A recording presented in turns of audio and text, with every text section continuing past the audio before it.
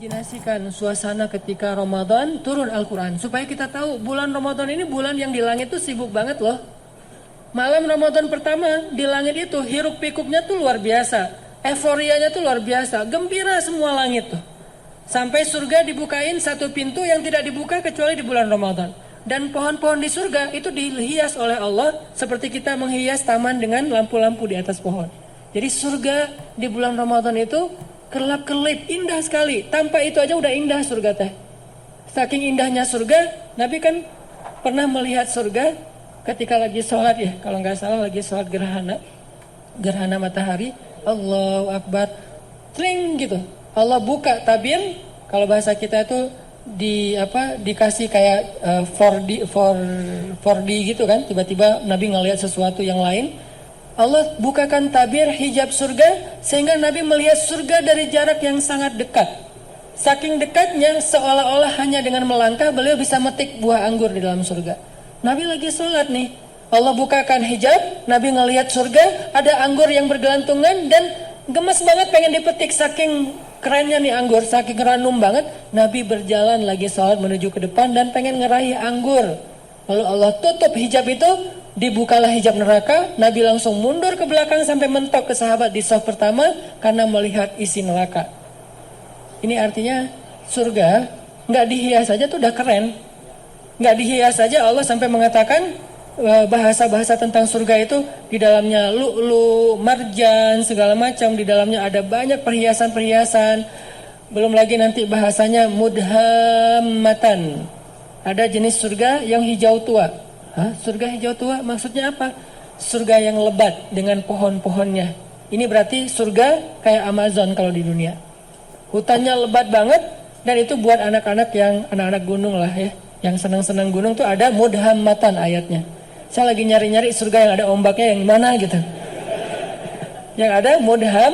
Kenapa surga identik dengan gunung, kebun, rumah, pasangan? Yang pasti pasangan itu yang penting sih.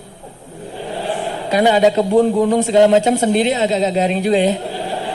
Dan insya Allah di surga itu nggak ada jomblo, tetap hashtag mudhammatan. Jadi anak-anak wanadri ini coba baca Ar-Rahman dan coba bedah lagi ayat mudhammatan. Surganya hijau tua. Kenapa hijau tua? Saking lebatnya hutan di dalam surga. Kayak gimana jenis pohon di dalam surga? Satu pohonnya kita berjalan di bawahnya 100 tahun itu belum keluar dari naungan dahan-dahannya. Kan di daerah Taman Sari gitu kan ada pohon-pohon yang kebun binatang yang gede banget ya, melintasi jalan. Itu baru di dunia aja udah kayak gitu pohon, gimana di surga. Sehingga kalau kita berjalan di bawahnya 100 tahun, naik onta nih 100 tahun, belum keluar dari dahan atau naungan keteduhan satu pohon doang. Makanya disebut mudhammatan, hijau tua, lebat banget. Siapa yang ada di sana? Itu tempat spot buat berburu. Karena salah satu hobi nanti penghuni surga, terutama yang cowok-cowok berburu. Cewek-cewek nemenin cowoknya berburu. Berburu. Kita udah, dan berburunya udah jago, bukan meleset-meleset wae ya. Jadi nggak seru juga kan? Meleset akhirnya stres. Kenapa? Nggak dapat buruan. Masa di surga stres gitu? Pastilah. Nanti kalau yang tadi main air, pasti udah jadi tiba-tiba jadi kayak Kelly Slater gitu. Tiba-tiba jadi main di barrel gitu. Udah jago pro surfer gitu. Karena di sana tuh udah nggak ada lagi yang setengah-setengah. Semuanya jadi pro. La khaufun alaihim wala nas. Gambaran emosional perasaan manusia di dalam surga, la khaufun alaihim wala hum yahzanun. Enggak ada lagi rasa takut, khawatir, dan enggak ada lagi rasa kecewa atau sedih. Terus gambaran rumah dalam surga, rumah yang tidak ada teriakan di dalamnya dan tidak ada ucapan-ucapan tercelah. Itu rumah surga. Sakinah mawadahnya surga itu nggak ada teriakan, nggak ada ucapan tercela. Setiap hari yang kita dengar dari pasangan kita kalimat yang indah. Pasangan kita nggak mungkin ngecewain kita di surga. Kalau di dunia kadang manyun, wajar lah ya. Kadang salah ngomong, wajar manusia. Tapi di surga nggak ada yang kayak gitu. Semuanya nikmat. Dan malam Ramadan, surga yang indah itu Allah hias. Jadi kita bayangkan, kita imajinasikan. Kenapa Nabi ngomong sedetail ini? Supaya kita berimajinasi tentang keadaan Ramadan. Sampai yang saya pernah cerita, Nabi pernah Allah perlihatkan surga dalam mimpi kan? Dan mimpinya Nabi itu bagian dari mi'rajnya beliau, naik ke langit. ngelihat sebuah istana yang indah. Istananya tembus pandang, jadi kayak kaca gitu.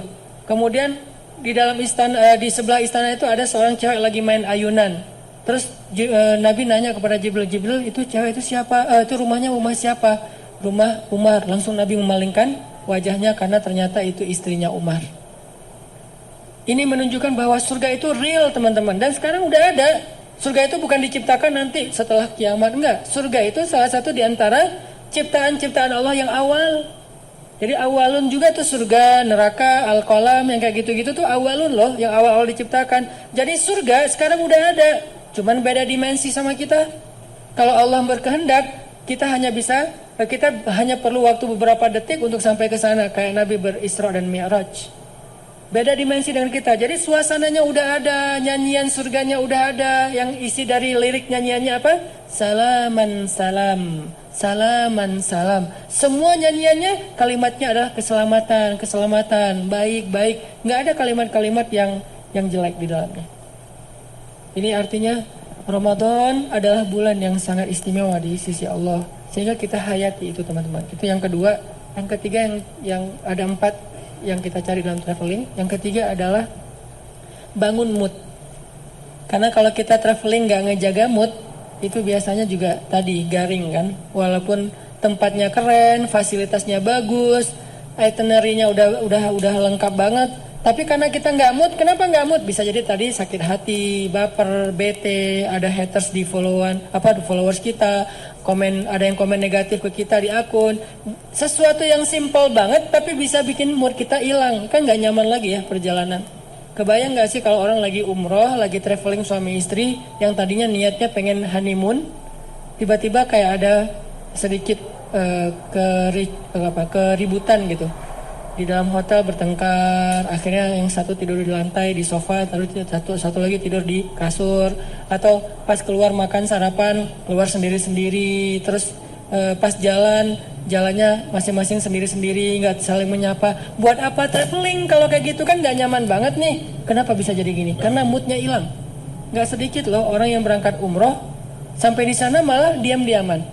Yang tadinya udah happy-happyan, kita umroh pertama nih berdua, sampai di sana ada masalah sepele, akhirnya diam-diaman. Mungkin masalah sepelenya apa? Katanya tadi nungguin saya di pintu, saya tungguin lama, ternyata udah makan duluan di hotel, akhirnya ngambek misalnya. Katanya mau apa, mau umroh apa, mau tawaf bareng, tapi kalau kamu pergi duluan sama teman-teman, akhirnya ngambek. Bisa ada apa aja yang bisa bikin mood kita drop. Gitu juga Ramadan. Mood Ramadan sangat ditentuin dengan keadaan dalam hati kita. Gimana supaya hati kita selalu mood imannya baik buat ibadah-ibadah Ramadan? Banyak istighfar teman-teman. Karena yang bikin mood iman kita drop, dosa. Saya selalu ngulang-ulang kalimat dari ulama, min awalil khair an tatrukas syarr. Awal dari semua kebaikan itu tinggalin dosa. Salah satu cara ninggalin dosa, istighfar. Sehingga kalau kita membiasakan istighfar, insya Allah mood kita tuh naik lagi tuh. Istighfar tuh kayak charging. Jadi makin sering kita istighfar, makin naik persentase mood kita. Sehingga ketika puncaknya mood kita lagi ngejos banget, itu semua ibadah tuh ringan loh. Sholat 1 juz ringan, malah dianggap kok 1 juz sih, bukan 10 juz sih. Pas 10 juz kok 10 juz sih nggak khatam sekalian. Wah ngeri nih. Sholat tahajud udah dia taraweh plus tahajud lagi, walaupun ada mazahib lah ya. Dia tahajud lagi di rumah. Kalau tadi kenapa tahajud lagi? Soalnya tadi kan tarawihnya crowd. Saya pengen tahajud berdua. Boleh nggak gandengan? Allah. Gak boleh. Rasul juga yang paling romantis nggak gitu-gitu amat, gitu kan ya? Oh, ya udah deketan aja deh. Jangan jauh-jauh tuh. Deketan lagi. Kenapa sih harus deketan? Soalnya kalau kamu jauh, hafalan saya suka lupa. Udah deketan, tetap lupa. Jadi semangat banget gitu.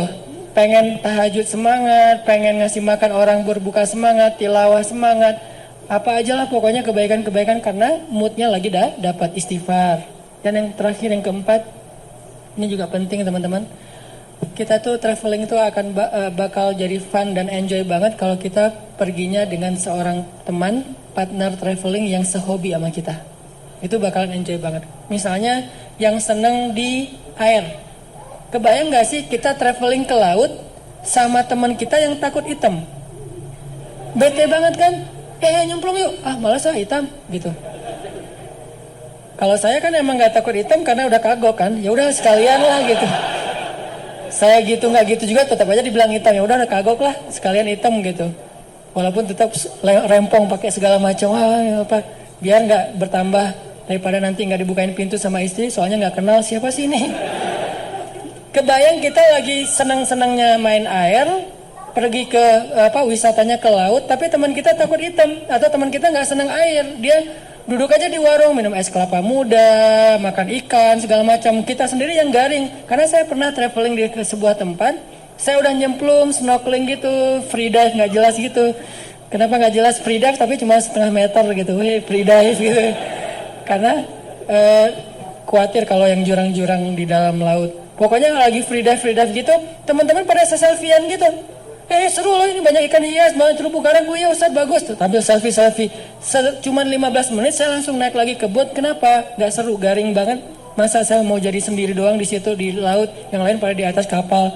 Ini karena gak dapat partner yang sehobi. Sama kayak kita yang senang gunung, ngajak orang yang malas banget ke gunung. Kedinginan, banyak nyamuk, belum lagi nanti jurik segala macam, khawatir. Masa saya mau ke belakang. Terus bangunin kita, kenapa? Takut gitu kan ya. Kan gak seru banget kan. Belum bagi dia lebay gitu orangnya ke gunung kayak nonton film horor. Dikit-dikit peluk gitu. Ya kalau itu pasangan. Kalau teman kos-kosan gitu kan geli ya. Ini gak sehobi nih sama kita nih ke gunungnya. Jadi gak akan nyaman perjalanan kita trip ke gunung. Atau yang ke mall. Saya sering merhatiin nih kalau lagi nganterin istri ke mall. Apalagi mallnya yang agak-agak rame gitu kayak pasar baru ya. Saya kalau datang ke tempat-tempat yang crowd gitu, saya perhatiin apa? Wajah bapak-bapak. Itu semuanya kerung gitu. Ibu-ibunya, beda banget nih ekspresi antara ibu-ibu sama bapak-bapak kalau di mall teh. Apalagi mall yang pasar-pasar gitu kan, bapak-bapaknya sambil bawa bawa-bawaan gitu istrinya ya. Istrinya kan nggak bawa jadi nggak berasa belanja banyak kan, kayak free gitu. Belum ada apa-apa yang dibeli. Si bapaknya ini apa? Makanya kan ada sunnah Nabi dalam sunnah berbelanja. Salah satunya apa?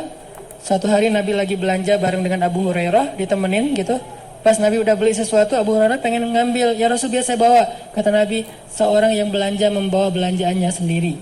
Itu sunnah belanja. Kenapa kita bawa belanjaan sendiri? Biar tahu kalau kita udah belanja banyak. Kalau yang bawanya supir, suami atau siapa gitu, kita nggak tahu. Makanya belanja bawaan sendiri. Udah banyak akhirnya males gitu kan. Atau naruh dulu di bagasi mobil balik lagi.